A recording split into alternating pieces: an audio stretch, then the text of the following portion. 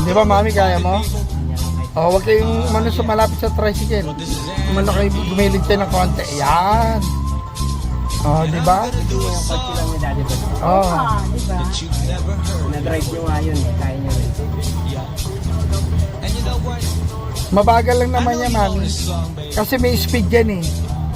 Ano nilagay mo?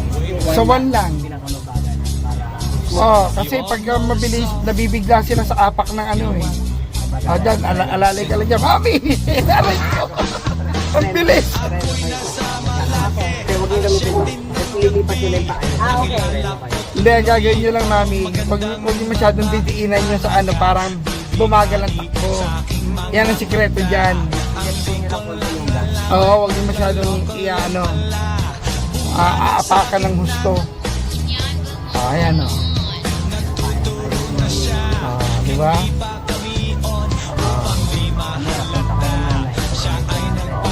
Kasyang-kasya, ano? Yeah, liko. Kaya ni mami. Tsaka mami, titigil sa side mirror. Ay, nakaroon sa media. Ayan, oops.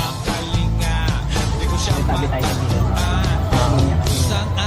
Okay. Ayan. Oops. Masyadong dikit.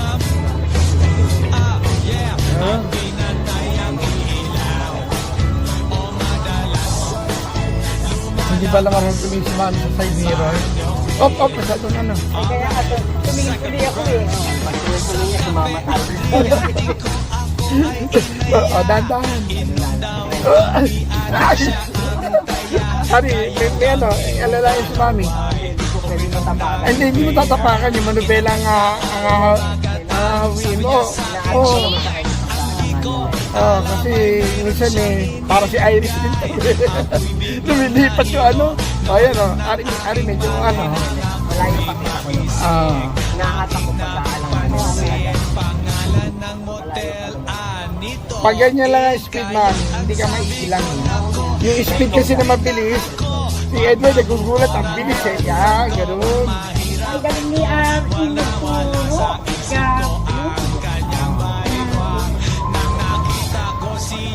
Saka nga pag-limit mo kayo, tingnan mo muna yung bilis. Baka may dumadating. Pagkana niya na yung gas.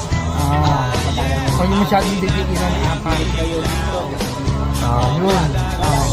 Clear. Clear.